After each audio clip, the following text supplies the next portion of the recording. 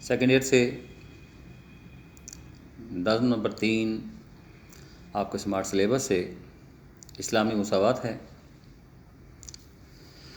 مساوات کے معنی برابری، بھائی چارہ کے ہیں۔ حال ہی کی لکھی ہوئی نظم ہے۔ مسدس حالی سے یہ نظم لی گئی ہے۔ مسدس حالی ایک نظم نہیں بلکہ مٹتی ہوئی تہذیب کا ایک مرثیہ ہے، نوحہ ہے، جو ایک مدت تک شوق سے گھروں میں پڑھی جاتی رہی۔ حالی کا طرز تحریر سادہ، اہم فہم اور مدلل ہے۔ ان کے کلام میں وسعت دکھائی دیتی ہے۔ غالب کے شاگرد ہیں، اسی لیے انہوں نے روایتی خیالات سے جدید خیالات کی طرف قدم بڑھایا۔ نظم میں کیا ہے آگے پڑھیں گے ہم لوگ۔ پہلا بند دیکھتے ہیں۔ شاعر بتاتے ہیں، کسی قوم کا جب الٹتا ہے دفتر الٹنا تباہی بربادی کا شکار ہونا، تو ہوتے ہیں مسخ ان میں پہلے تونگر۔ مسخ ہونا، بگڑ جانا، شکل تبدیل ہو جانا۔ تونگر کہا جاتا ہے امیر یا امراء کو۔ کمال ان میں رہتے ہیں باقی نہ جوہر۔ کمال اور جوہر دونوں ایک ہی معنوں میں استعمال ہوتے ہیں۔ نہ عقل ان کی ہادی ہدایت دینے والی، نہ دین ان کا رہبر رہنمائی کرنے والا۔ نہ دنیا میں ذلت رسوائی ہو گئی، نہ عزت کی پرواہ فکر ہو گئی۔ نہ عقبہ میں عقبہ آخرت ہو گئی، دوزخ نہ جنت کی پرواہ۔ پہلی چیز تو آپ ذہن میں یہ رکھیں گے کہ نظم مسدس صورت میں لکھی ہوئی ہے۔ اس میں 6 مصرے ہیں۔ ان 6 مصروں سے یہ 2 مصرے موسٹلی آپ کے نہیں آتے۔ یہ 2 مصرے جہاں میں نشان لگا رہا ہوں، اور یہ 4 مصرے موسٹلی آپ لوگوں کے امتحان میں آپ سے پوچھے جاتے ہیں۔ یہ پہلے 4 مصرے تو تشریح جو ہم کریں گے، مفاہیم میں نے جان بوجھ کے اس کے الگ سے نہیں لکھے، کیونکہ مفاہیم تو اگر لکھے جائیں تو پھر وہ 6 کے 6 مصروں کو لکھے جائیں گے۔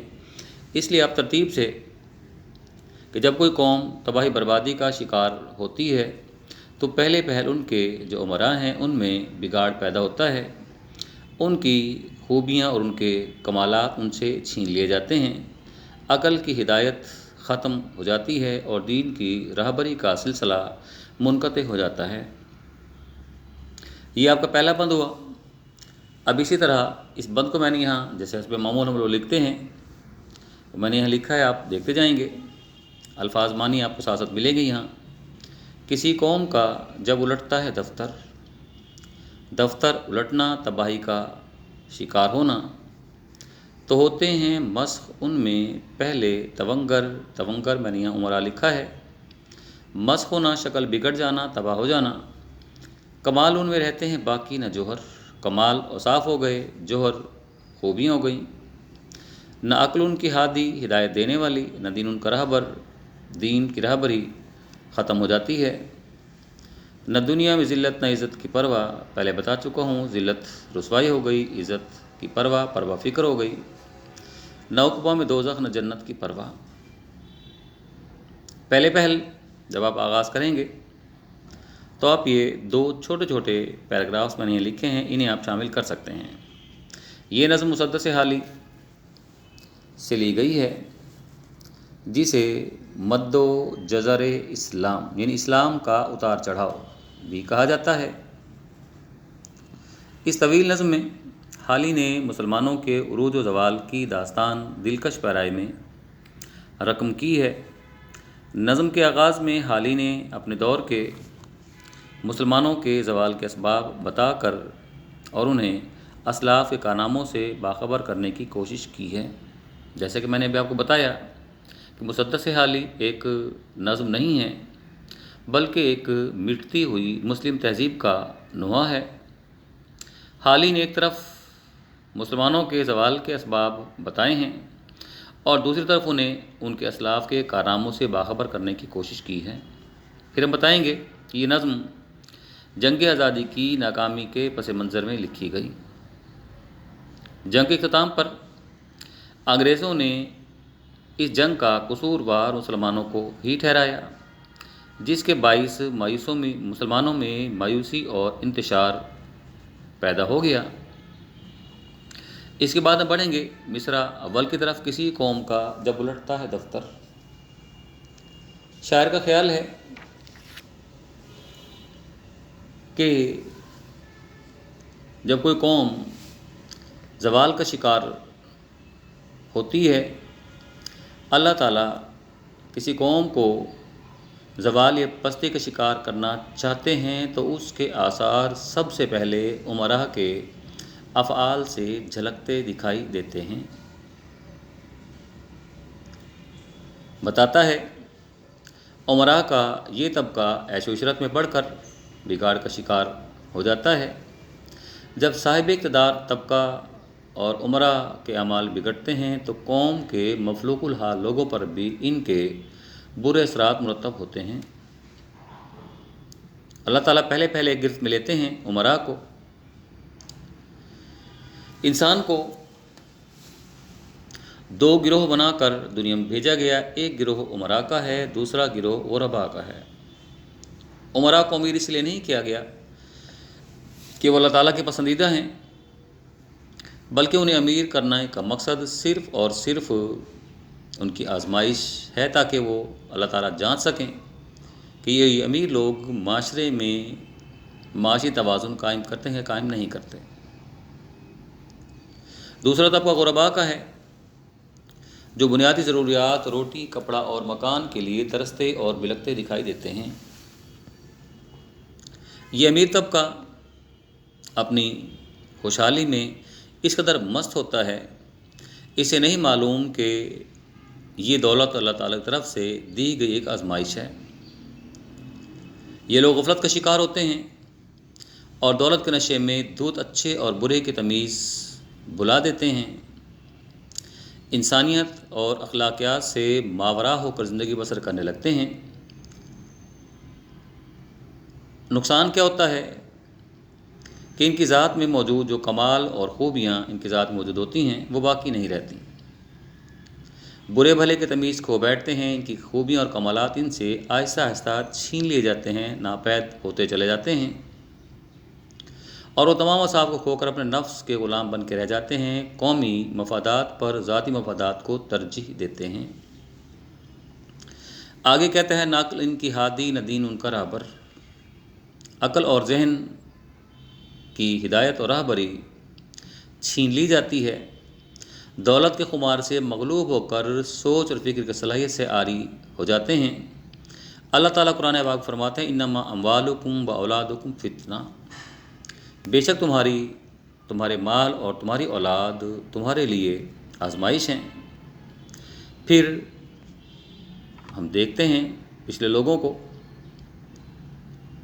یہ وہ لوگ جو آزمائش میں پورے نہیں اترتے بلکہ عارضی جاہ و جلال و شان و شوکت پر مر مٹتے ہیں۔ انہیں کیا معلوم کہ قارون جو اتنی بڑی دولت کا حامل تھا، خزانے سمیت زمین میں دفنا دیا گیا۔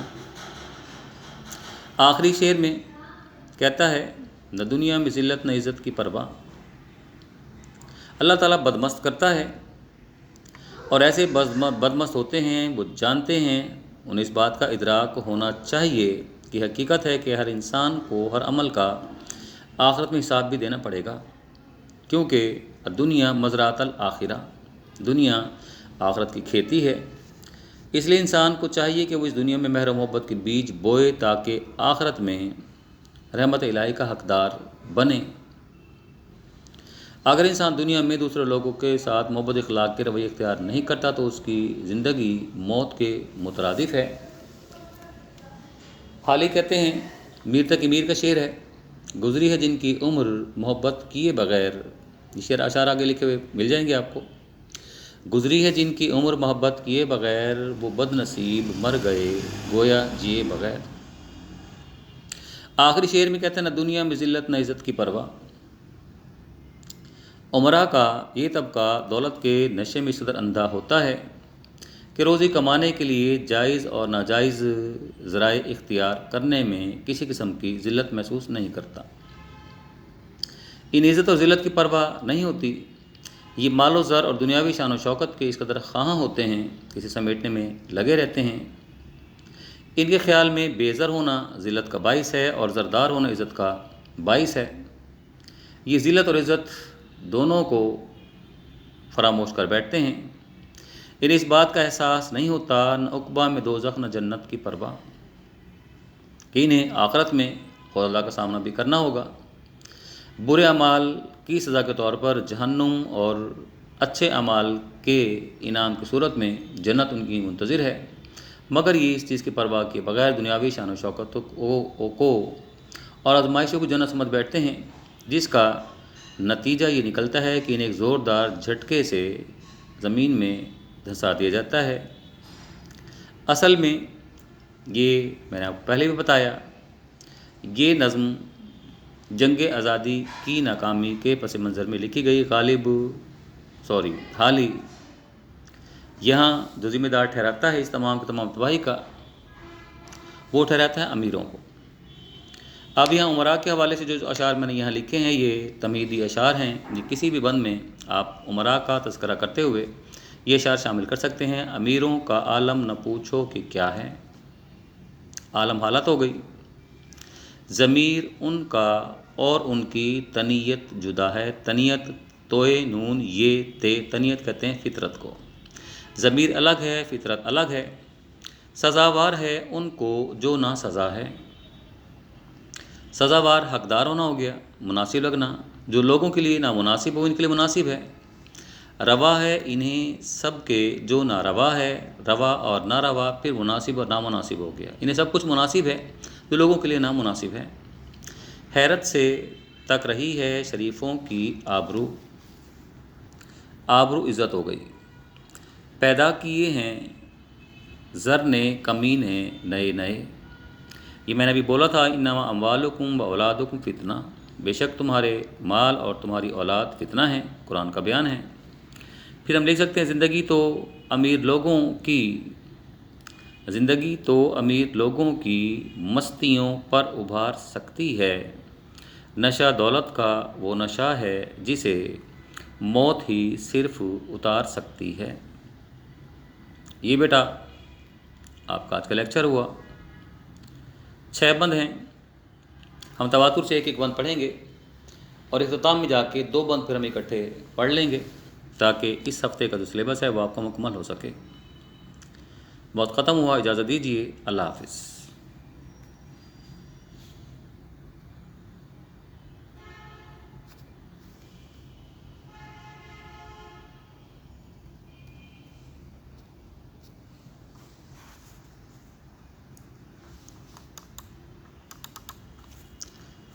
یہ